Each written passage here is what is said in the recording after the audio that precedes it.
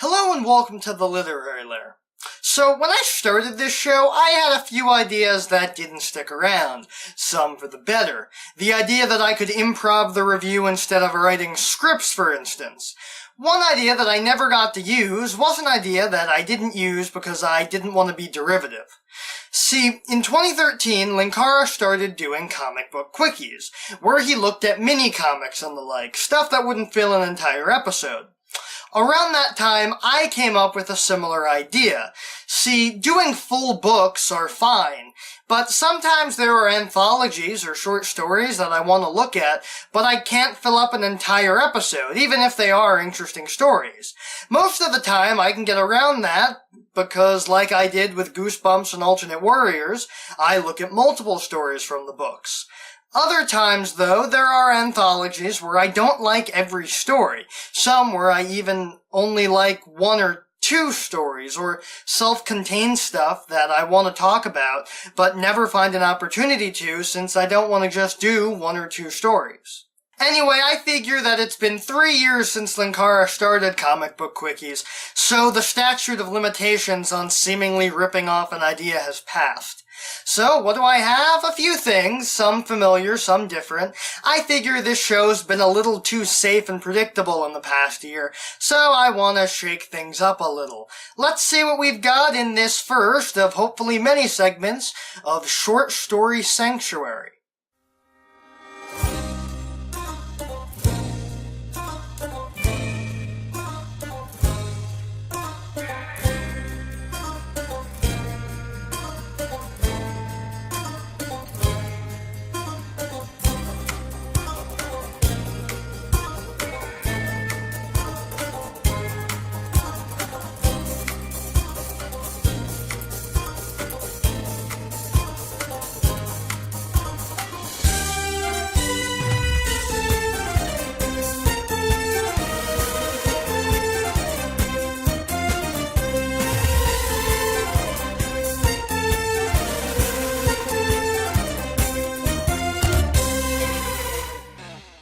First up, to tread on familiar territory, we're looking at something from The Salmon of Doubt, the collection of various written works from Douglas Adams that I looked at a few towel days ago. This one is a story that I wanted to look at in that video, but I didn't, since the video's focus was meant to be on the Salmon of Doubt story, and I had some history with this story. See, this is a story that I had first read years before I read this book, and a year or so before I read the first Hitchhiker's Guide book, without knowing who the author was. I read it in some book that my friend lent me. It wasn't this, it was some self-help book or something.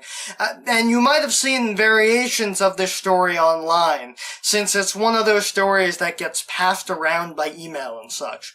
Anyway, the story goes like this. In 1976, Douglas Adams was waiting at a train station, and he bought himself a newspaper, a cup of coffee, and a packet of cookies. He sat at a table opposite a stranger and started doing his crossword. The stranger, a well-dressed man in a suit with a briefcase, then suddenly reaches across the table, picked up the packet of cookies, opens it, takes one out, and eats it. Now, while I would have immediately gotten the guy's attention and told him to knock it off, since that's my natural response as a New Yorker, Douglas Adams doesn't do that. Being British, he simply ignores the guy, and in what may be the most passive-aggressive display of British retaliation that I've ever seen, takes a cookie out of the packet and eats it. He figures that should handle the guy, but the guy takes another. Now, this time Adams can't come out and say anything about it, so he just takes another cookie. And the guy takes another. They go back and forth until the package is empty, and the guy eventually stands up and walks away. When his train shows up, Douglas Adams gets up to catch his train and realizes that underneath his newspaper was his unopened packet of cookies. The stranger wasn't stealing his cookies, Adams was stealing the stranger's cookies. What a twist! Adams ends the recounting with the funny thought that there is someone out there with the same story, but they don't have the punchline. The next story I want to look at is something from Rob Grant and Doug Naylor, the creators of Red Dwarf. This is from the Red Dwarf Omnibus and is a script for one of the Dave Hollins Space Cadet sketches, the predecessor to Red Dwarf, featuring similar elements that was aired on Son of Cliché in 1984. If you're a fan of Red Dwarf, you'll know what's coming. The episode starts out with Dave Hollins, the last man alive on his ship, the Melissa 5, following a chameleonic life form massacring the entire crew. Dave only survived by locking himself in suspended animation. It was only supposed to be for 2 days, but he overslept, and it's been 7 trillion years. Man, he must have been hitting the snooze button like crazy. He's trying to not go space crazy by building a robot woman, but it's not going good since he knows nothing about building robots. It's not being helped by the fact that the ship's AI Hab, not to be confused with the living space from The Martian, informs him that they're being tracked by 2 pulsar fighters from Earth, representing the Norweb Federation, a subsidiary of the Northwestern Electricity Board. They're after him for crimes against humanity, because when he left Earth, he had left 2 half-eaten sausages on the kitchen table, and in these 7 trillion years, the sausage has mutated to cover most of Earth's surface. He also destroyed the world's economy because the subsequent interest in his bank account meant that he owns most of the world's wealth, with Norweb owning some too, since he left the light on in his bathroom. Now, when Holly said this to Lister on Red Dwarf, it turned out to be an early April Fool's Day joke. Dave doesn't have such luck and asks Hab what to do. Hab suggests that they try to locate a trans-dimensional temporal warp, and one just happens to show up, so they fly into it. The announcer then gives us a taste of what might happen in the next episode, where Dave returns to Earth to find that the only species left after a nuclear holocaust are fruit flies, beetles, and PE teachers. The fruit flies are the dominant species. Man, what did Grant and Naylor have against PE teachers? This is like their favorite joke to tell. Could you imagine if there was a commercial break right here?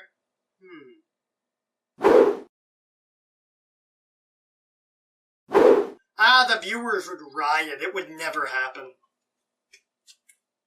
Our main story today is The Death of Captain Future, a story from the anthology The Best Alternate History Stories of the 20th Century, which instead of being a story about an alternate history based on a historical event, is a story based around a man in the far future who is obsessed with the classic pulp character Captain Future, created by Edmund Hamilton, and tries to live the life of Captain Future in his own spaceship. The story opens up with Roar Furman, who works for Captain Future, being woken up by the ship's AI, the Brain. Not that one, although his dialogue is improved if you read it in Maurice LaMarche's voice. Furland is called to the bridge for something urgent, and we get a little info about Furland's life before he joined up with Captain Future. He's 2 days away from joining a new ship, the Jove Commerce, a posting he is very excited to receive. They just need to make it to Ceres first. He's the child of moon-born parents, and he stayed on the moon with his dad after his mother divorced him and left to live on Earth. He joined the Union and held almost every job that space had to offer, including navigator and second mate, but he wanted to go farther out than the moon. Problem is that there's a lot of competition for those jobs. However, with his record, he was able to snag the position of executive officer on the Jove Commerce. But there's one caveat. The Jove Commerce can't go to the moon to get him, so he has to find his own way out to Ceres, where the Jove Commerce will stop in 3 months. He doesn't have enough money to pay his way, so he needs a job, and his union rep found one ship that was making the trip. The rep is hesitant to give him the job because of who the captain of the ship is, Bo McKinnon, though he prefers to go by the name Captain Future. Apparently, previous crew members have done whatever possible to get off that ship if they were assigned to it. McKinnon doesn't just call himself Captain Future, but he acts like a pulp hero too, and is running a few thrusters short of a full rocket, if you know what I mean. His first officer is a superior female, some sort of genetically modified being named Jerry, who is the only person who works for Bo McKinnon who hasn't tried to get off the ship. Back in the present, Furland walks onto the bridge and meets with Jerry, wondering where Captain Future is. He checks their course and discovers that the Common is no longer going to Ceres, and Furland is pissed. He calls down McKinnon, and we finally get a description of him. Unlike Captain Future, who was 6 feet tall and ruggedly handsome, McKinnon is a short, fat guy and more like Zap Brannigan than Captain Kirk. Ferlin narrates about McKinnon, telling us that he was given the comet by his stepdad as a way to get rid of him, getting him out of his previous job as a customs inspector with delusions of grandeur due to his obsession with sci-fi pulp magazines. Ferlin demands to know what's going on, and McKinnon tells him that they're detouring and they're going to arrive at Ceres too late for Ferlin to make the commerce. The reason being is that they're intercepting a vessel that sent out a distress call, and the comet is the only ship in range. And unlike in Star Trek, there's not that many ships out in space, so the comet has to make the rescue. And even if it wasn't, Captain Future would do it anyway. McKinnon goes to his quarters and Ferlin complains to Jerry about him, saying that he's probably never thought about anyone else in his life. But Jerry tells him that he's wrong, and Jerry explains that McKinnon saved her life. Jerry had mated with a human, which is a taboo among her people, and when she discovered she was pregnant, she was abandoned by her people and the human man. She was about to commit suicide when McKinnon found her and offered her the position of first officer, since no one else would take it. They arrive at the adrift vessel, the Fool's Gold, and it seems fine. The only problem is that it's on a direct collision course with Mars's largest colony.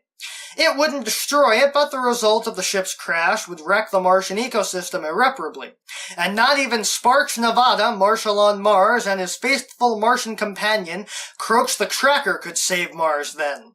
Ferland and Jerry figure that they have to tell Ceres what's happening, so they can send a message to Mars to warn them, and then the comet has to dock with the Fool's Gold, and Ferland has to go in with an EV suit to stop the ship. McKinnon gets angry that they're making plans with Adam, and Jerry convinces Ferland to let McKinnon think he's helping, and McKinnon orders them to do what they would have done anyway. Ferland wears the suit, even though the other ship's pressure and atmosphere is fine, just to be safe, and goes in. He proceeds to find a bunch of corpses, like the ones at Regula 1 from Star Trek 2.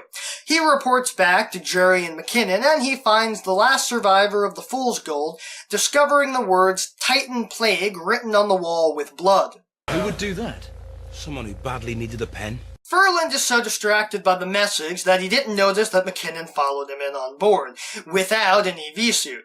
Titan Plague drives the infected insane and destroys their minds, and there's not a cure. The survivor attacks them, and Ferland tosses him into an airlock and jettisons him, apologizing to the survivor as he does. McKinnon is horrified by Ferland's act of murder, however justified, and tells him that he's under arrest. McKinnon starts to go crazy, going full-on Captain Future, and attacks Ferland, who takes him out with a punch square to the jaw. Jerry asks about what's happening, but Ferland can't answer, since McKinnon attacks him again. The helm won't respond, and neither will engineering, so they only have one option left. Ferland skips to the end of the story, where he's back on the moon, having given a slightly different account of the story to the officials, one where Captain Future, realizing he was doomed, valiantly sacrificed himself to save Ferland and Jerry, and self-destructed the Fool's Gold, after leaving a final message, written by Jerry. The explosion destroyed the Fool's Gold and caused meteor showers on Mars. Bo McKinnon will always be remembered as Captain Future. Except what really happened was that Jerry and Ferland blew up the Fool's Gold with missiles that they got rid of to keep their story. Ferland missed the Jove Commerce, but now he's the first officer on the Comet serving under Jerry, who he's going to marry. There is only one thing that Ferland is still confused about. The Titan Plague takes 6 hours to cause madness. The story ends with Ferland realizing that when Bo McKinnon attacked him, he was completely sane, or as sane as Captain Future was before entering the Fool's Gold. And that was Short Story Sanctuary. I think it was a pretty good first outing for it, too. I needed something a little less intense after the heavy Star Trek stuff last week, and this was just what the doctor ordered. The Douglas Adams story was funny, and while I can't verify if he was truly the original author, if something that strange was going to happen to someone, Douglas Adams is the person that it was going to happen to. The Dave Holland sketch was funny, and while it was a little rougher than Red Dwarf, I can definitely say that it shows exactly why Red Dwarf evolved from that little sketch into a full television show with 10 series and at least 2 more on the way. Last but not least, the death of Captain Future is phenomenal, and is a pretty good story. It's a pretty interesting tale, and while I'm confused as to why it's in an anthology of alternate history stories, I like it, and it's definitely my favorite from the book, just for all the humor deriving from Beau McKinnon's insane ramblings. Anyway, that's all the time we have for today. If you'd like to see more of the Literary Lair, you can hit that subscribe button, and if you have any comments or complaints about the video, you can put those in the comment section below. And if you enjoyed this video, share it with your friends and share it around the internet. And maybe consider supporting the show on Patreon. See you next time.